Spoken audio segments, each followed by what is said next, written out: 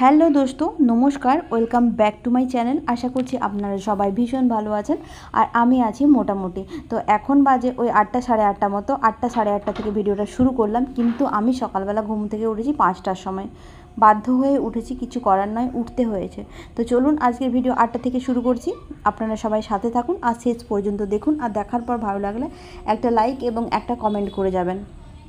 তো চলুন শুরু করছি। ভিডিও শুরুর সময় বেশি বকবক করতে ভালো লাগে না, আর আপনারা যারা দেখবেন শুরুর সময় যদি 1 ঘন্টা বকবক করি তাহলে আপনাদেরও ভালো লাগবে না। তো যাই হোক, সকালবেলা ঘুম থেকে উঠে যেটা দেখলাম, বাইরে গিয়ে সুন্দর রোদ উঠেছে, চারিদিকে ঝলমল করে রোদ উঠেছে। যখন সব জামা কাপড় কেচে ছাদে এলাম, এই যে এখন ছাদে এলাম, এখন প্রায় 9টা সাড়ে 9টা মতো বাজে। ছাদে এসে দেখলাম আকাশটা একদম কালো হয়ে গেছে, চারিদিকে ঢেকে গেছে। চারিদিকটা দেখে মনে হচ্ছে যেন এক্ষুনি বৃষ্টি নেমে আসবে। এটা দেখে বড্ড খারাপ লাগলো। এতগুলো জামা কাপড় ভেজালাম রোদ দেখে, এবং 1 বালতি কাঁচা হয়ে গেল, আরও নিচে 1 গামলা পড়ে আছে। তাহলে এই জামা কাপড়গুলো শুকনো হবে কি করে? যাই হোক, মনে হচ্ছে যেন এক্ষুনি অর্ধধারায় বৃষ্টি নেমে আসবে। মনটা খারাপ হয়ে গেল আকাশের এই অবস্থা দেখে। কী আর করব, আকাশের কাজ করবে, আমার কাজ আমাকে করতে হবে। যাই হোক, আমার জামাকাপড়, মায়ের, বাবার, তৃষান, কিট্টু সবার অনেকগুলো জামাকাপড় নোংরা হয়েছিল বহুদিন ধরে, কারণ বহুদিন ধরে ঠিকঠাক করে রোদ দিচ্ছিল না, সেই জন্য জামাকাপড় কাচিনি। কিন্তু আজকে যখন সকালবেলা দেখলাম দারুণ রোদ উঠেছে, তখন অনেকগুলো জামাকাপড় কেচে ফেললাম। কিন্তু তারপর যেটা হলো, এই যে চারিদিকে কালো হয়ে গেছে, মনে হচ্ছে এক্ষুনি বৃষ্টি নেমে আসবে। যাই হোক, বৃষ্টি হোক না হোক, এমনিই মেঘ কালো হয়ে থাক, সে যাই হোক, ছাদে যখন এসছি এতগুলো জামাকাপড় নিয়ে, এই জামাকাপড়গুলো মিলে দিয়ে যাই, কিন্তু মনে হচ্ছে এক্ষুনি বৃষ্টি নেমে আসবে। যাই হোক, ছাদে জামাকাপড় মিলে দিয়ে নিচে এলাম। নিচে এসে দরজাটা খুলে জাস্ট রুমের মধ্যে পাটা রেখেছি, দেখছি মা এখানে আরও 1 গামলা জামাকাপড় রেডি করে রেখে দিয়ে গেছে, যাতে আমার এইখান থেকে ছাদে নিয়ে গিয়ে মিলতে সুবিধা হয়। এই দেখুন, এখানে 1 গামলা, এখানে শতরঞ্জি, মশারি, অনেক কিছু আছে, বেডশিট ফেডশিট অনেক কিছু আছে। যাই হোক, এগুলো নিয়ে গিয়ে ছাদে মিলতে না মিলতেই বৃষ্টি শুরু হয়ে গেল। দেখুন, ছাদে গিয়ে জামা কাপড়গুলো মিলে দিয়ে এসেছি, 5 মিনিটও হয়নি, দেখুন বৃষ্টি শুরু হয়ে গেছে। এরকম হলে কি আর ভালো লাগে? ভালো লাগে না। সকালবেলা ঘুম থেকে উঠে রোদটা দেখলাম, সুন্দর রোদ, চারিদিকটা ঝলমল করে রোদ উঠেছে। ভাবলাম সারাদিনটা আজকে রোদ থাকবে, রোদ দেখে জামা কাপড় মিলে দিলাম, কিন্তু এই যে বৃষ্টি শুরু হয়ে গেল। জানি না এই বৃষ্টি কতক্ষণ চলবে, ভালো লাগছে না বৃষ্টি শুরু হয়ে যেতে। সত্যি এতগুলো জামাকাপড় কোথায় রাখবো আমি, কোথায় শুকনো করব? রাখারও জায়গা নেই, এবং যে জামাকাপড়গুলো টেঙে রাখবো, টেঙে রাখারও জায়গা নেই, যে ঝুলিয়ে রাখলে মানে জলটা ঝরে যাবে সে অবস্থাও নেই, পোড়া কপাল। যাই হোক, সকালবেলা বাবা বাজারে গেছিলো, বহুদিন পর বাড়িতে মাংস হচ্ছে। মাংসর কালারটা কিন্তু দারুণ লাগছে, খেতেও মনে হয় সেই লেভেলের হবে। মা রান্না করছে, মশলা বাটা, আলু কাটা, মাংস ধোয়া টোয়া সব কিছু করে দিয়ে জামাকাপড় কাচতে গেছিলাম। সব কাজ শেষ করতে করতে এখন জাস্ট 2:30টা মতো বাজে। জামাকাপড় কেচে ধুয়ে, ঘর মুছে, বাসন ধুয়ে, রান্নাঘর পরিষ্কার করে, আবার স্যার আসবেন বলেছেন, তো 2টোর সময় আসবেন বলেছেন। এখন 2:30টা বেজে গেছে, আসেননি, মনে হচ্ছে কিছুক্ষণের মধ্যেই আসবে। তো যাই হোক, ক্লান্ত হয়ে যখন স্নান টান করে সব কাজ শেষ করে যখন ক্লান্ত হয়ে এলাম, দেখলাম মা কিন্তু টেবিলে খাবারটা রেডি করে দিয়েছে। মা বাবা সবাই ঘুমোচ্ছিল। মা মনে হয় বুঝতে পেরেছে যে আমার সব কাজ শেষ হয়েছে, তখন হচ্ছে মা খাবারটা রেডি করে দিয়েছে। খাবারটা আবার খেয়ে এসে একটু বিছানায় শুলাম, কিট্টু উঠে গেছে। মানে আমি যখন কাজ করছিলাম কিট্টু তখন ঘুমোচ্ছিল, আর আমার যখন শোয়ার সময় হলো কিট্টু তখন উঠে গেছে। তো যাই হোক, মা আমাকে খাবার টাবার দিয়ে গিয়ে আবার শুয়ে পড়েছে, আর কিট্টুবাবু আমার কাছে চলে এসেছে ফোন দেখার জন্য। আমি আর কিট্টুকে মায়ের কাছে পাঠালাম না, ভাবলাম মায়ের মানে ডিস্টার্ব হবে, মা একটু শুয়েছে, শোক। তো সেই জন্য কিট্টু আমার কাছেই আছে। আমার হয়ে গেল শোয়া, আর শোবো না এখন। আমি এমনি তো যদিও ঘুমোই না, মানে একটু ফোন দেখতাম নিজের মতো করে, তো কিট্টুবাবু চলে এসছে, আর নিজের মতো করে দেখা হবে না। তারপরে হচ্ছে এখন সময় প্রায় ওই 5টা সাড়ে 5টা মতো। তৃষানবাবু স্যার পড়িয়ে চলে গেছেন, পড়িয়ে যাওয়ার পরে তৃষানবাবু এখানে শুয়ে পড়েছে, ঘুমোচ্ছে। কিট্টু যখন ঘুমোচ্ছিল, তৃষান তখন ওর মানে পড়া টড়া যাবতীয় যা ছিল সব করছিল। তারপর 2টোর সময় সে 2টো 2:30টার দিকে ওর স্যার এসেছিলেন, পড়িয়ে গেছেন, পড়িয়ে যাওয়ার পরে ঘুমিয়ে গেছে, কারণ ঠান্ডা ঠান্ডা ওয়েদার, বাইরে বৃষ্টি হচ্ছিল। তো এই দেখুন, মা এখন উঠেছে। মা ওঠার পরে মাকে বললো, মা একটু চা করে দাও না। মা বললো দুধ নেই, কী করে চা হবে। আর এদিকে কিট্টুবাবু এখন দুষ্টুমি শুরু হয়ে গেছে, ঝুড়ি খাবো করছিল। সকালবেলা বাবা বাজারে গিয়ে ঝুড়ি নিয়ে এসেছিলো, সেই ঝুড়িগুলোই মা ওকে প্লেটে করে দিল, কিন্তু এই ঝুড়িটার টেস্ট ভালো নয়। আমি একটু মুখে দিয়ে দেখেছিলাম। তারপরেও আমাদের কিট্টুবাবুর ঝুড়ি পছন্দ, কী করা যাবে। সে ভালো টেস্ট হোক খারাপ টেস্ট হোক, যার ঝুড়ি পছন্দ সে ভালো হলেও খাবে, খারাপ হলেও খাবে।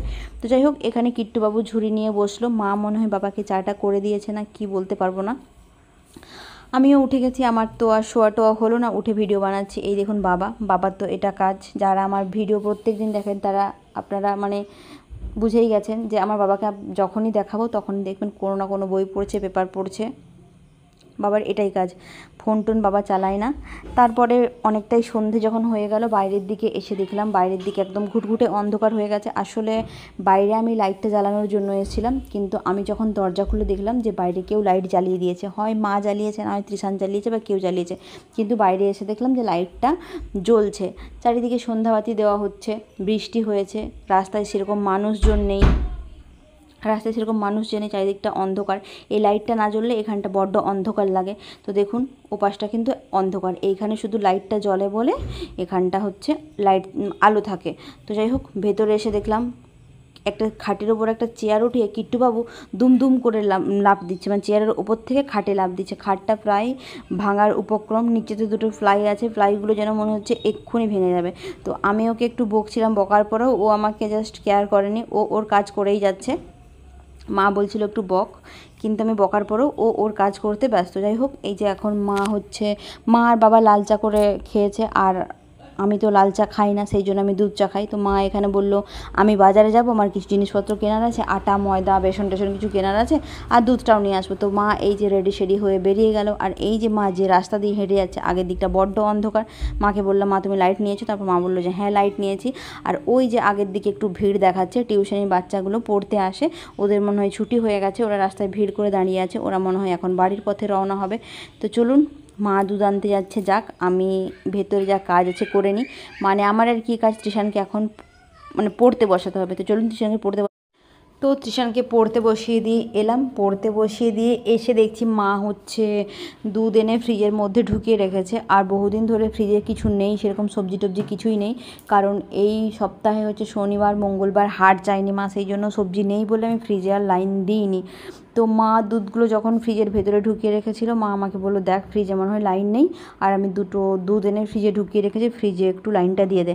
তো সেই জন্য এসে দেখলাম 2 প্যাকেট দুধ এনেছে। এই দুধটা কদিন চলবে বলুন তো? খুব জোর 2 দিন, আর একদিনের একবেলার চা। তো যাই হোক, এই দুধটা বেশ ভালো লাগে, গরুর দুধটা আমার একদম এতটা ভালো লাগে না।